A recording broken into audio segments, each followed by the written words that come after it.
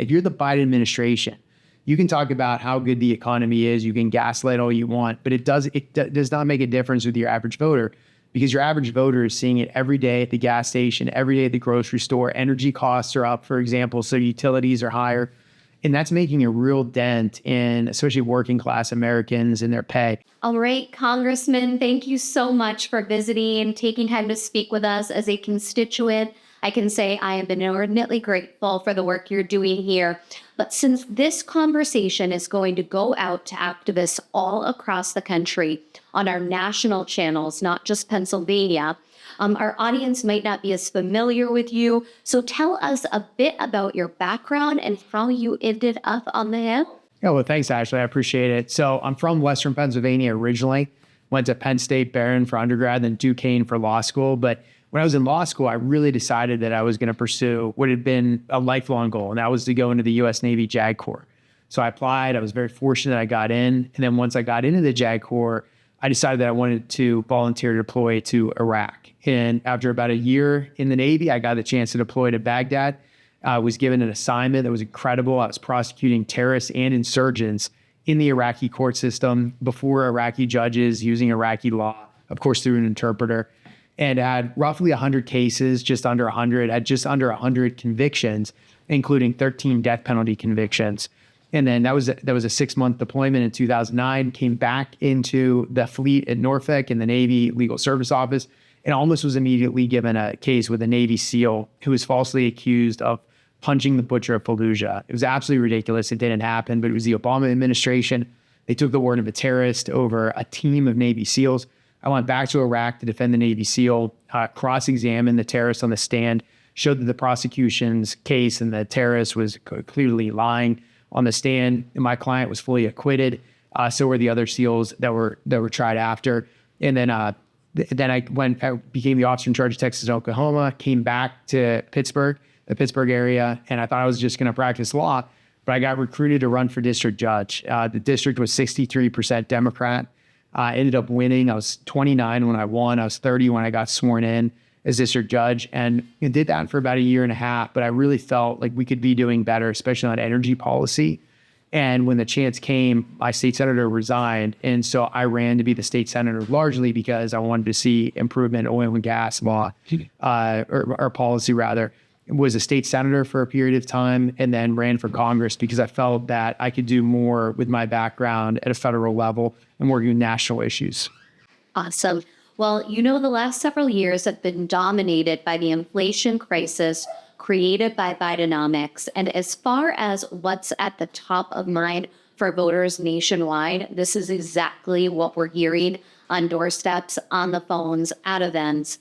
Is that the case in the 14th as well? What specifically are you hearing from workers and businesses there? It's always pocketbook issues when I'm home, and that's the economy, it's job creation, but it's also just the paychecks are just not going as far as they used to. People know that when they go in a grocery store, basic items that used to just be several dollars are now $10, $11. It's really making an impact. You have people that are taking items off a shelf and then putting them back. People are hurting when you see that happening.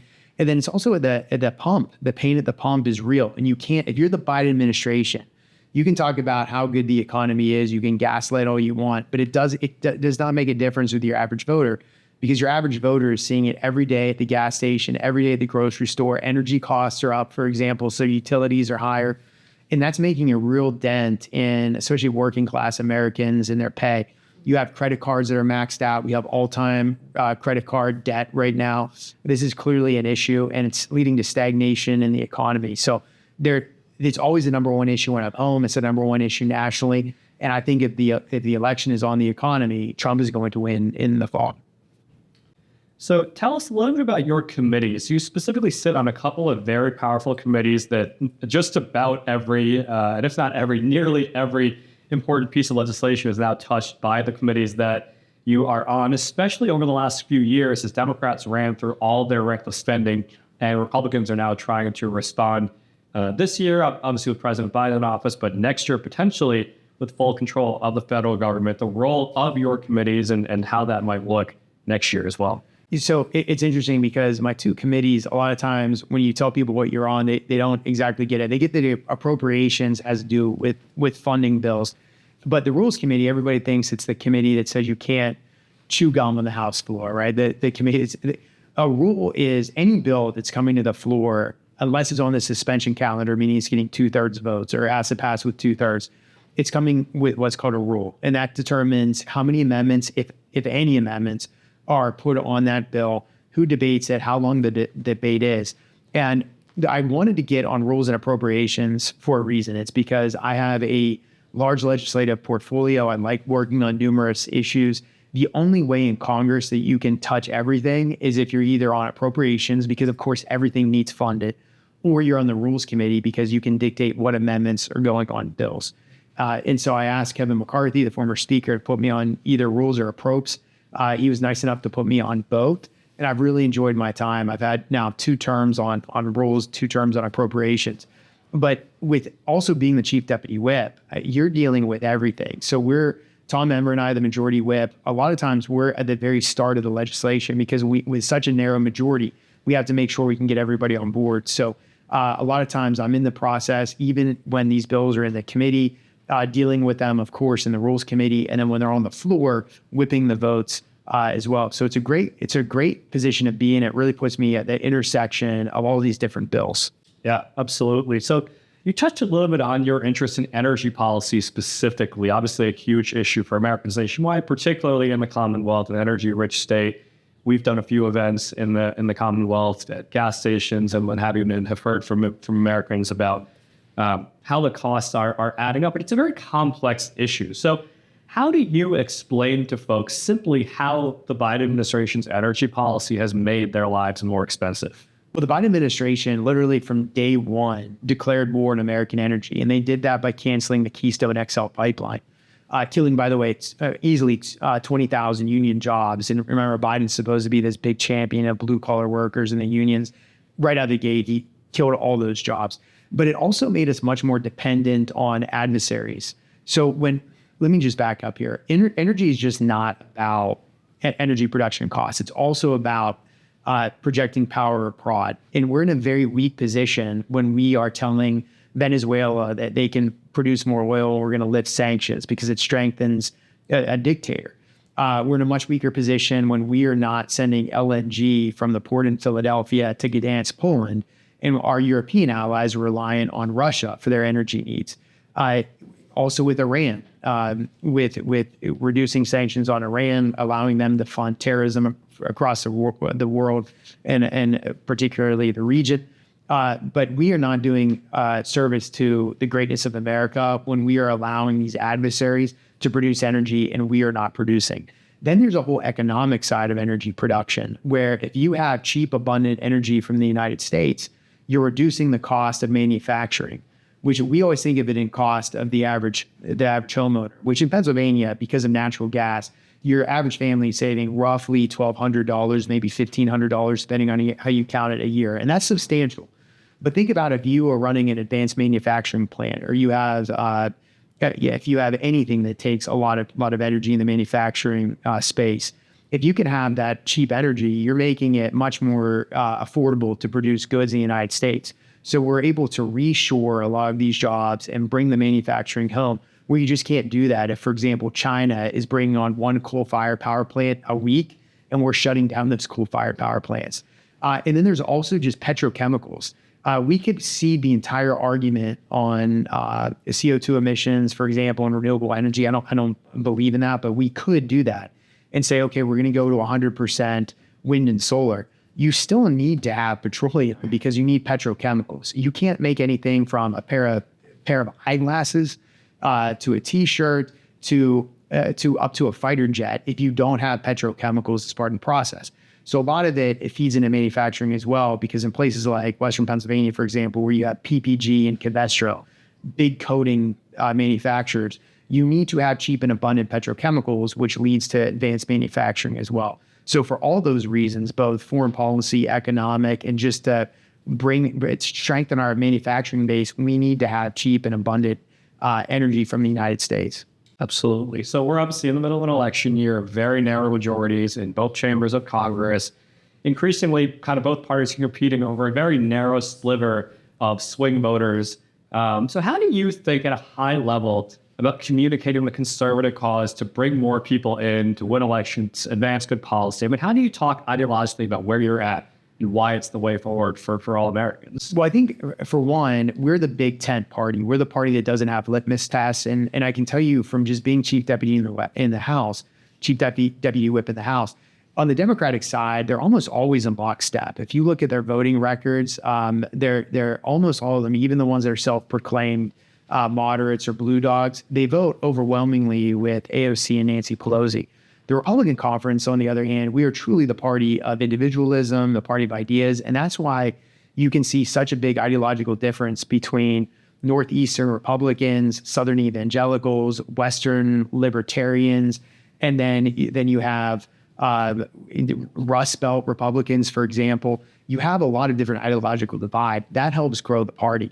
But you also see this with President Trump shifting the party away from Wall Street and toward Main Street. And that was really the secret to his success in 2016. I think it'll be the secret to success in 2024 as well. He's brought a lot of blue collar voters toward us. He certainly brought a lot of minority voters our way. We're now polling at 55% of Hispanics, for example. But he's expanding that party. And I think that's a really good thing, because our party was headed toward the way of extinction. But now that we've expanded to get more blue collar workers, not just white, but all races, we're really going to grow the party. And you're seeing that in the polls.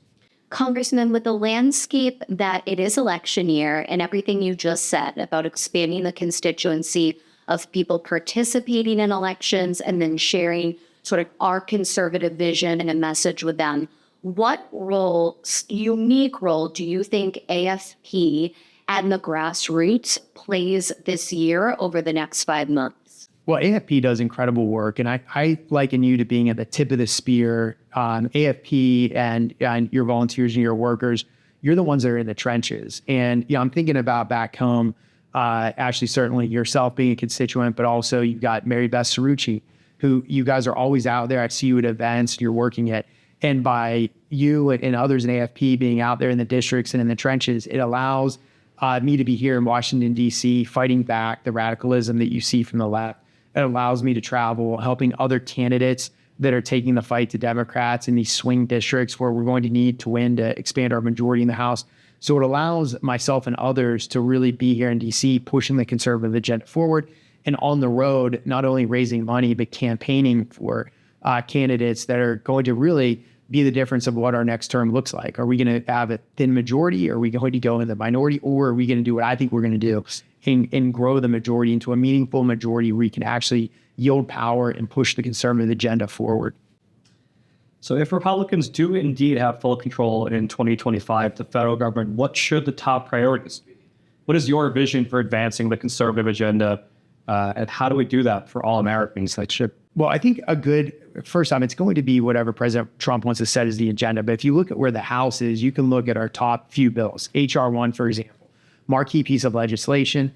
That's our Unleashing American Energy. And I think that Unleashing American Energy is critical to so much of what we want to do, because if we can unleash American energy, if we can increase our energy production, particularly our LNG exports, it's going to help us on the world stage. It's going to allow us to stabilize the globe. It's going to be good for free trade. It's going to be good for commerce, et cetera.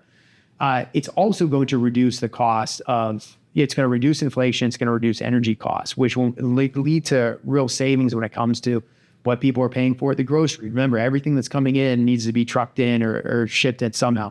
It's also going to lead to lower energy costs. So your bills are going to be lower. Manufacturing is going to be cheaper to do in the United States, which is going to lead to a growth in the economy. So H.R. 1 is H.R. 1 for a reason. It's because that's a marquee piece of legislation, our key goal. It's energy production.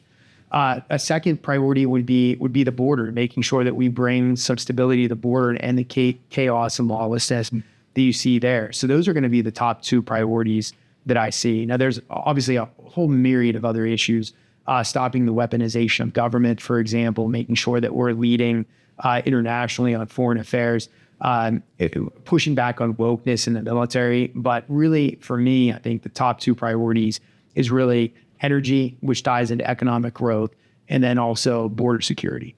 really quickly, how are you thinking about the fiscal cliff? There's a ton at stake there, the tax bill, government funding, what have you. What are your big priorities as that comes to the table? So if you look at what we did with Limit, Save, Grow, it was the first time that Republicans lifted the debt ceiling, but we got concessions out of it. So because we had Limit, Save, Grow, which then morphed into the Fiscal Responsibility Act, which was the version that we were able to get through the Senate, it allowed us to, one, decouple discretionary spending where previously you had to have, if you had an increase in defense, you had to have a 1-to-1 ratio with non-defense discretionary. So that was a huge win there. So we can get more gains as we move forward by slowing the rate of the growth of government, but also getting long-term reforms which will help change the bell curve and send us in the other way with fiscal responsibility. Absolutely. So final question, Congressman, as we look even further ahead, we're approaching the 250th anniversary of the founding of our great nation. What do our founding principles and our founding documents mean to you, and how do we protect and instill them with the next generation? Well, we can start by teaching in schools, colleges, and universities our founding principles. It's amazing how many people don't understand the basics of civics, the basics that we have God-given rights and that our rights don't derive from the government, they derive from our Creator. So getting back to basics and teaching those basics is paramount. When it comes to government and policy, I think that our founding fathers would be horrified with the growth of the executive branch. The founding fathers always wanted the legislative branch to be in the driver's seat. They wanted Congress, the House of Representatives, to be in control of spending, for example. They wanted spending bills to originate in the House, not in the Senate. And so I think that we need to focus on that. You do that by having something that would be similar to the REINS Act or a plan that Whip Tom Emmer has, and that is that any regulation that's promulgated by an agency needs to have congressional approval before it's enacted. The REINS Act is slightly different because the CBO would score the decision or the regulation rather, anything over a certain amount. I believe it's $100 million would then require congressional approval. I like Tom Emmer's plan because it means any regulation that's promulgated needs congressional approval. And you would be able to rein in the executive branch, which has grown wildly out of proportion with other branches, and it would allow the House of Representatives and the Senate to bring some kind of control to the executive branch, and then bureaucracy that's just completely out of sync, which where our founders wanted it to be. But it's also been the ones predominantly responsible for a lot of the drags on economic growth with all these promulgating regulation that you can't keep track of. You need to have, for example, if you're a small business, you're at a disadvantage of larger businesses that have compliant officers.